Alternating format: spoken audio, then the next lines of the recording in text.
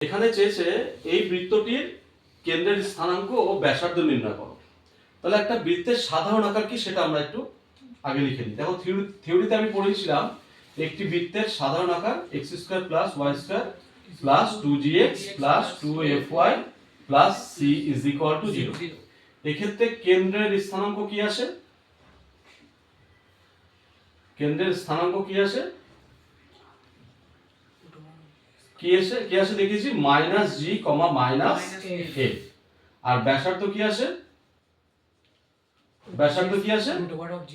r = g² + f² - c।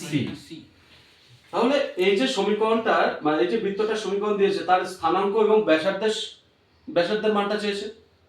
তাহলে প্রথম কাজ কি হবে, এই সমীকরণটাকে আমি ঠিক এই সমীকরণের আকারে প্রকাশ করব। সেখান থেকে g এবং f এর মানটা বার করে নেব এবং c এর মানটা বার করে নেব। করে নিতে পারলে আমার এই দুটোই বার করে নিতে পারবো। তাহলে এই সমীকরণটাকে আমি এই আকারে প্রকাশ করতে গেলে প্রথমে 3 দিয়ে ভাগ করছি। আগে সমীকরণটা লিখে নিচ্ছি। 3 × x² + y² = 5x + 6y - 4 আছে।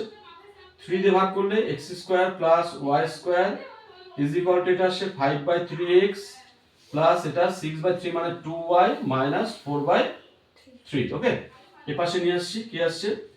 x² + y² - 5/3x - 2y + 4/3 = 0। এবার আমি এটার সাথে এটা কম্পেয়ার করে দেখো 2g = কত লিখতে পারো? -5/3। তাহলে এক্ষেত্রে আমি g = কত লিখতে পারবো? g = লিখতে পারবো -5/6। ঠিক একই রকম ভাবে আমরা 2f এর সাথে এটা যদি কম্পেয়ার করি কত আসছে? 2f = -2 y এর কোফিশিয়েন্ট বা y এর সহগ। তাহলে f = কত আসছে? -1। ওকে, আর c = কত আসছে? c = কত আসছে? এখানে c আর এখানে হচ্ছে কত? 4/3। তাহলে 4/3 লিখলাম। ঠিক আছে, এবার আমার কেন্দ্রের স্থানাঙ্ক কত? -g, -f। তাহলে কেন্দ্রের স্থানাঙ্ক কত হচ্ছে? g এর মান এসেছে -5/6। তাহলে মাইনাস মাইনাসে প্লাস হয়ে যাচ্ছে 5/6। ওকে, কমা f এসে কত? -1। তাহলে কত হচ্ছে? -1 তাহলে g আর f -g -f পেয়ে গেলাম। এবার ব্যাসার্ধটা কত হচ্ছে?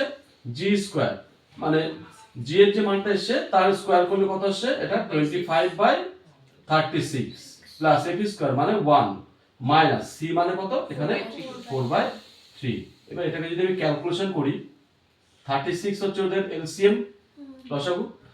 তাহলে এখানে হচ্ছে 25, এখানে 36 মাইনাস আচ্ছা 3 12 যা হচ্ছে 36, তার 12 4 যোগ করতে এটা 48। ওকে, ক্লিয়ার? তাহলে ক্যালকুলেট করলে কত হচ্ছে? এটা -12, তাই তো?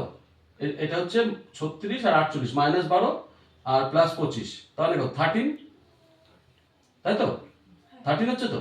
তাহলে স্কয়ার রুট অফ 13 আর নিচে কত আসছে? 6। এটা হচ্ছে আমার রেডিয়াস।